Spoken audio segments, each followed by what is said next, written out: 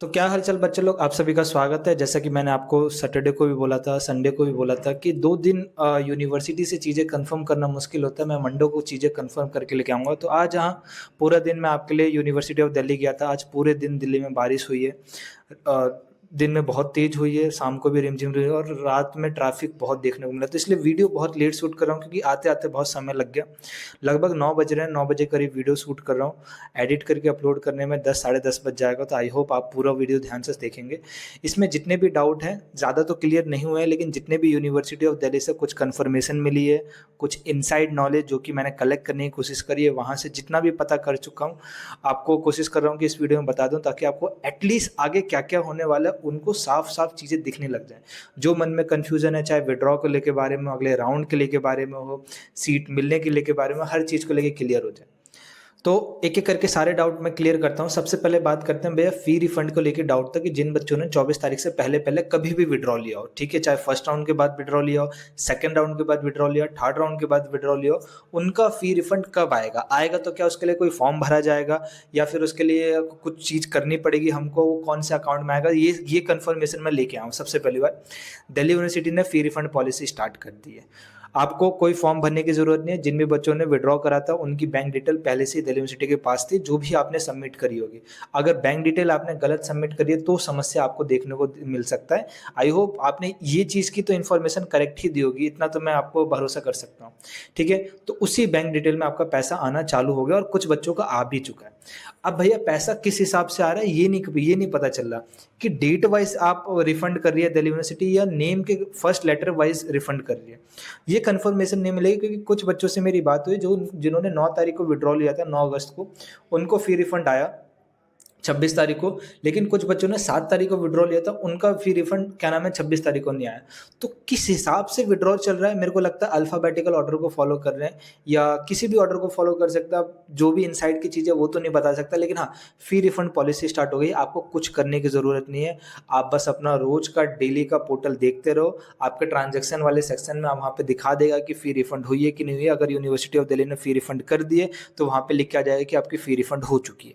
अब फ़ी रिफंड हो गई तो जो बैंक डिटेल से आपने पेमेंट करा था उससे कोई लेना-देना नहीं है।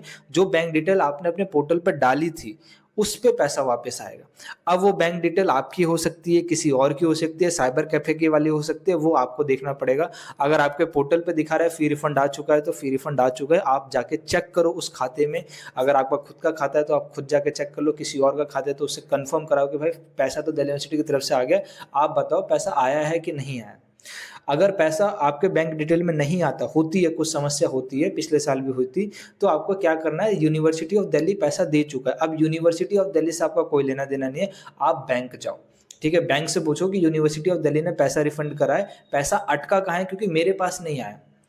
तो ये आपका क्या नाम है फ़ी रिफंड के रिगार्डिंग बता दिया। फ़ी रिफंड आने में कुछ लोगों को समय लग जाएगा, मैं कहूँगा विथिन द आपका 15-20 दिन में ज़्यादातर बच्चों का फ़ी रिफंड हो जाएगा। तो अब 3 महीने का इंतज़ार करने की ज़रूरत नहीं है, ढाई महीने का इंतज़ार करने की ज़रूरत नहीं है। एटलीस्ट ये काम में तो जल्दबाज़ी दिखा रहा है, गड़बड़ें तो दिल्ली यूनिवर्सिटी बहुत करी है, बहुत काम डिले करे हैं, बहुत सारी चीज़ें बताने वाला हूँ आगे क्या, लेकिन एटलीस्ट फ़ी रिफंड की पॉलिसी स्टार्ट कर दी है। अब स्टार्ट तो कर दी है, कितना जल्दी खत्म करते हैं वो देखना चाहिए। मेरे ख़्याल से ये 1 महीना लगा देंगे पूरा रिफंड करते-करते, जल्दी कर देंगे तो और अच्छी बात है। उसके अलावा एक जनरल डाउट था कि भैया हर वीडियोज़ में कि भैया मैंने स्पॉट रन में सीट एक्सेप्ट करी और फ़ी भी पेमेंट कर दिया, सीट भी हो गई, अब मेरे को एडमिशन लेने जाना है दिल्ली यूनिवर्सिटी में, कब जाऊँ?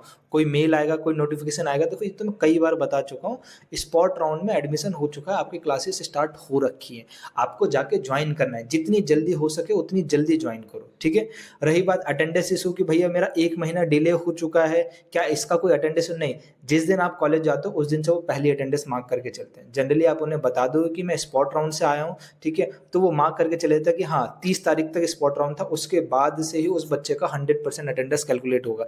यानी उस दिन से कैलकुलेट होगा, पिछले 1 महीने की जो अटेंडेंस है उसका आपसे कोई लेना-देना नहीं होगा, वो आपके पोर्टल पे साफ देखने को मिलेगा। अच्छा, ये पोर्टल पे नहीं, वो एसएलसी पोर्टल होता है, वो यूनिवर्सिटी ऑफ दिल्ली का होता है, वो ईआरपी पोर्टल होता है, हर एक कॉलेज का अलग-अलग होता है, उस पे आपको देखने को मिलता है।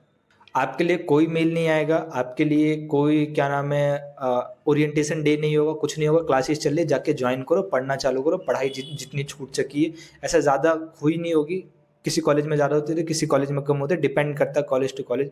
तो अपने दोस्तों से जाओ, नोट्स कलेक्ट करो, पढ़ाई की तैयारी करो, क्योंकि एग्ज़ाम आउट हो चुका है। एग्ज़ाम की डेट पहले से ही आउट है, प्रैक्टिकल की भी डेट आउट है। ये ध्यान में रखो। आपके क्या नाम है, सितंबर से, आई थिंक मेरे ख्याल से आपके नवंबर से प्रैक्टिकल स्टार्ट है, दिसंबर में जाके आपका एग्ज़ाम होने वाला है। तो ये सारी चीज़ें पहले से ही आउट है। प्लस एग्जामिनेशन फॉर्म भी आउट हो रखा है, उसको भी भरना, उसमें भी आपको फी पेमेंट करनी है, ये भी आपको ध्यान में रखना है। तो सारी की सारी इन्फॉर्मेशन आपको आने वाले टाइम पे जैसे ही कॉलेज जाओगे सब पता चल जाएगा, तो जितनी जल्दी हो सके जाओ। कई लोग ऐसे भी हैं, मेरे पास कमेंट आए थे कि भैया कोई समस्या है, मेरे यहाँ से ट्रेन नहीं मिल रहा, ये नहीं मिल रहा। तो मैं कहूँगा हड़बड़ी मत करो, और इतना भी नहीं है कि घर पे रिलैक्स बैठो, जैसे ही मौका मिले निकल जाओ और किसी भी तरीके से अपने कॉलेज आ जाओ और यहाँ पे सेटल हो जाओ।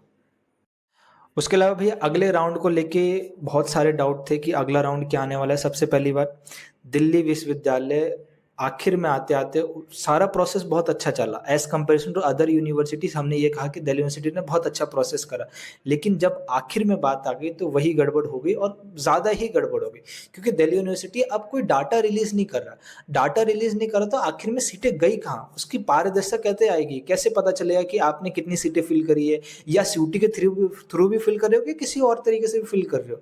सवाल तो इस पे भी खड़ा हो सकता है ना कि आप किसी और तरीके से फिल कर रहे हो। कुछ भी कर सकते हो, कोई भी इल्लीगल काम कर सकते हो, लेकिन अब हम अपनी तरफ से पूरा दावा तो ठोक नहीं सकते। तो अब इसके लिए आपको डाटा रिलीज़ करना पड़ेगा, लेकिन university of Delhi data release करने के लिए तैयार नहीं है। उनको उनको ये नहीं बताना कि अब तक टोटल कितने एडमिशन हो चुके हैं, टोटल कितने फ्रीज़ हो चुके हैं, कितने लोगों ने विथड्रॉ लिया है, स्पॉट राउंड में कितनी सीटें हैं, और वो जो 8,000 जो सीटें हैं, लगभग 8,000 के करीब-करीब जो सीटें हैं, जो स्पॉट राउंड में हम कह रहे थे, वो कहाँ हैं? वो कहाँ फ़िल नहीं करी है आपने? वो उसका करे क्या है? उसका आगे जाके होगा क्या? उसका कोई इन्फॉर्मेशन नहीं है। स्पॉट राउंड की 30 तारीख खत्म होगी, एटलीस्ट यहाँ तक तो आपको कन्फर्मेशन देना चाहिए था कि इतने बच्चों तक का एडमिशन हो चुका है। वो 72,000 जो सीटें सैंक्शन थी, उनमें से इतने हज़ार बच्चों का एडमिशन हो चुका है, ये कन्फर्म है, ये कन्फर्म हो चुका है। लेकिन कोई डाटा नहीं है, कोई डाटा नहीं है तो कुछ कहने को भी तैयार नहीं है, कुछ बताने को भी तैयार नहीं है। प्रशासन से बस इतना पता चला है कि अगला जो राउंड आएगा उसमें सीटें फिल करने की कोशिश करी जाएगी। अब संभवतः यही सोचना है कि अगला राउंड आएगा क्या? स्पॉट राउंड 2 आएगा या मॉप अप राउंड आएगा? देखो सिंपल सी बात ये है कि मॉप अप राउंड जब भी लेके आया जाता है जब यूनिवर्सिटी ऑफ दिल्ली अपना एडमिशन प्रोसेस एंड करने जाता है। अब एंड करने का मतलब बेसिकली क्या है? सीटों को फिल करना मैक्स टू मैक्स। अब मैक्स टू मैक्स सीटें फिल करने के लिए मॉप अप राउंड में सिर्फ 1,500 से लेके 2,000 सीटें ही रखी जाती है, इससे ज़्यादा सैंक्शन नहीं करी जाती है। तो अगर अभी हम ये कह के चल रहे हैं कि 8,000 सीटें बची है, तो मॉप अप राउंड की संभावना तो कम है, क्योंकि आना तो फिर स्पॉट राउंड चाहिए, क्योंकि स्पॉट राउंड में अगर आप सीटें भरेंगे तो लगभग 6 से 7,000 सीटें अभी भी भर सकते हैं। उसके बाद अगर विथड्रॉल्स होते हैं, बच्चे एडमिशन नहीं लेते हैं, जो सीटें खाली बचती है उसको आप मॉप अप के थ्रू भरोगे। लेकिन जितनी जानकारी इकट्ठा करी, संभवतः यही लग रहा है कि मॉप अप राउंड आने वाला है, लेकिन मेरे हिसाब से मॉप अप राउंड नहीं आना चाहिए, ठीक है? मैं भी यही माँग करता हूँ यूनिवर्सिटी ऑफ दिल्ली से कि मॉप अप राउंड मत लेके आओ, अभी स्पॉट राउंड 2 लेके आना चाहिए, जिसका एडमिशन सीयूटी के मार्क्स के बेसिस पे हो जाएगा। क्योंकि बहुत बच्चे अभी भी एक सीट का इंतजार कर रहे हैं, जिनके मार्क्स कम थे, जो सोच रहे थे कि उनको एडमिशन मिल जाएगा, और स्पॉट राउंड में संभवतः उनको एडमिशन मिलने वाला भी था। लेकिन जो बच्चे विथड्रॉल करके आए, उन्हीं बच्चों को वो हाई कट ऑफ में एडमिशन मिल गया। थर्ड राउंड की जितनी कट ऑफ गई, उसके लगभग उसी के बराबर या उससे ज़्यादा कट ऑफ आपकी स्पॉट राउंड 1 में जा रही है। तो उन बच्चों का क्या है, जिनके मार्क्स कम थे, प्लस आपने सीटें भी सैंक्शन नहीं करी है। उसके बाद भैया स्पॉट 2 आएगा, स्पॉट 2 में मोस्ट प्रोबेबली चांस है कि हो जाएगा admission.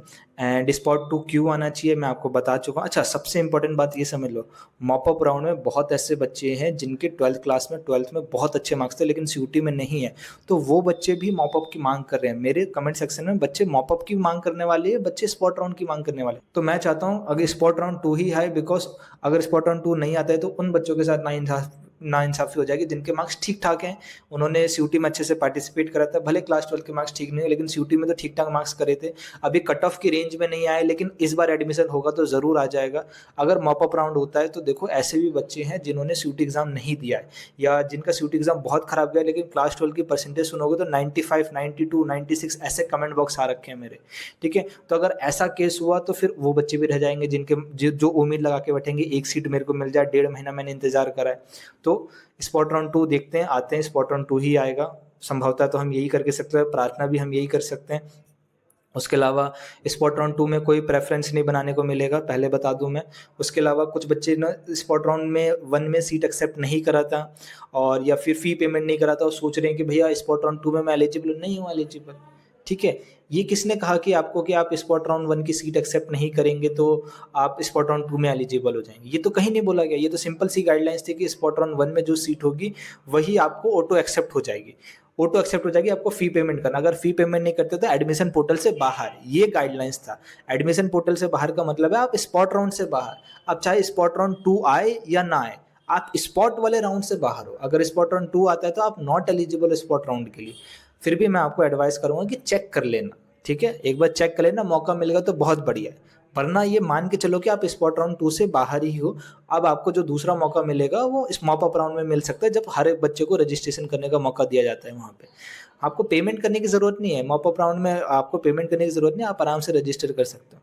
Plus mop up round के बारे में ये बता दूँगी कि जिन बच्चे ने सीयूटी एग्ज़ाम दिया था, जिन बच्चों ने सीयूटी एग्ज़ाम नहीं दिया था, वो दोनों के दोनों बच्चे एलिजिबल हैं मॉप अप राउंड के लिए, यानी new registration mop up round में होते हैं तो कट ऑफ ज़्यादा जाने का चांस होता है, ठीक है? तो मॉप अप राउंड की उम्मीद आप भी मत रखो और मैं कहूँगा आप भी प्रार्थना करो कि स्पॉट राउंड ही आए ताकि आपको एक ना एक सीट मिल जाए। लास्ट और सबसे बड़ा डाउट है रिगार्डिंग विथड्रॉल, ठीक है? विथड्रॉल के रिगार्डिंग डाउट है कि भैया विथड्रॉ आएगा तो आगे करना क्या है? कब आएगा विथड्रॉ? सबसे पहली बात, जिन भी बच्चों को नॉर्मल राउंड में सीट मिला था, आपको मालूम था कि 24 तारीख रात के 12 बजे तक लास्ट डेट है, आपको विथड्रॉ करना है, तो आपको विथड्रॉ करना चाहिए था, ठीक है? आप भूल गए, आपने उसको देखा नहीं, ध्यान से नहीं करा, तो ये गलती आपकी है, तभी तो आप परेशान हो रहे हो। उसके अलावा कई बच्चे ऐसे भी थे जो किसी और यूनिवर्सिटी का वेट कर रहे थे कि काश मेरे को उसका मेन कैंपस मिल जाए, ठीक है? मेरी बात हुई थी कुछ लोगों से उस समय कि काश भैया मेरा मेन कैंपस मिल जाए, 28 को कट ऑफ आ रही है, 30 को आ रही है, अगर मेन कैंपस मिल जाता है इन दैट केस मैं यूनिवर्सिटी ऑफ दिल्ली से विथड्रॉ ले लूँगा। तो जब मेन कैंपस उन बच्चों को मिल गया, अब वो कह रहे हैं भैया मेरे को विथड्रॉ चाहिए तो विथड्रॉ मिलेगा कैसे? तो सबसे पहली बात, क्योंकि विथड्रॉ का बटन तो चले गया ना अब, तो देखो विथड्रॉल का बटन आएगा, वापस आएगा, यूनिवर्सिटी ऑफ दिल्ली से कन्फर्म करा है, विथड्रॉल का बटन वापस आएगा। अगर स्पॉट ऑन 2 नहीं आता है तो अभी आपको 1-2 दिन में विथड्रॉल का ऑप्शन आ जाएगा आपके पोर्टल पे, ठीक है? और आने से पहले नोटिफ़िकेशन आएगा। ऐसा नहीं है कि बिना नोटिफ़िकेशन कुछ भी आ रहा है, नहीं, आएगा नोटिफ़िकेशन आएगा तो नोटिफ़िकेशन इंतज़ार करो। नहीं आ रहा है तो सबके पोर्टल पे नहीं आ रहा है। ऐसा नहीं है कि भैया मेरे को नहीं दिख रहा है, बाकी को तो दिख रहा है, हो ही नहीं सकता, नोटिफ़िकेशन आएगा उसके अलावा। अगर स्पॉट राउंड 2 आता है तो ड्यूरिंग स्पॉट राउंड विथड्रॉ नहीं आ सकता। जब स्पॉट राउंड 2 खत्म हो जाएगा, जब उसकी लास्ट डेट फी पेमेंट हो जाएगी, उसके बाद एक विथड्रॉल का ऑप्शन आएगा। वो 1 दिन, 2 दिन मैक्स टू मैक्स इतना ही आएगा, इसके बीच में ही आपको विथड्रॉ करना पड़ेगा, क्योंकि उसके बाद फिर मॉप अप स्टार्ट हो जाएगा। ताकि मॉप अप में वो जितनी भी टोटल नंबर ऑफ सीटें सैंक्शन कर सके और मॉप अप में जो सीट मिलता है उसके बाद विथड्रॉल नहीं होता। अब भैया कन्फ्यूज़न है कि भैया अगर मेरा स्पॉट राउंड में सीट मतलब जो आपका विथड्रॉल ऑप्शन आ रहा है, चलो वो तो आपने कन्फर्म बता दिया, आ रहा है तो फ़ी कितना रिफंड होगा? और विथड्रॉल के लिए क्या ₹1000 देने पड़ेंगे? देखो विथड्रॉल के लिए आपको ₹1000 तो देने ही पड़ेंगे, ठीक है?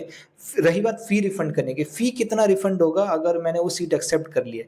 तो सिंपल सी बात है, देखो according to the UGC guide, देखो दिल्ली यूनिवर्सिटी कोई गाइडलाइंस देने को तैयार नहीं है, निकालने को तैयार नहीं है, इन्फॉर्मेशन देने को तैयार नहीं है, तो बस हम अज़्यूम कर सकते हैं, कहीं न कहीं से इन्फॉर्मेशन कलेक्ट कर सकते हैं और वो इन्फॉर्मेशन के बेसिस पे मैं आपको बता सकता हूँ। क्या वो करेक्ट होगा इसकी कोई गारंटी नहीं है, ठीक है? क्योंकि मेबी मैं चीज़ें बता दूँ बाद में जाके यूनिवर्सिटी ऑफ दिल्ली बदल दे, तो पॉसिबिलिटी तो किसी भी चीज़ की है ना। तो सिंपल सी बात है, अगर आप विथड्रॉ करते हैं तो कितना फ़ी रिफंड होगा उसके बारे में बात करते हैं। देखो सबसे पहली बात, फ़ी रिफंड होना तो चाहिए 100%, ठीक है?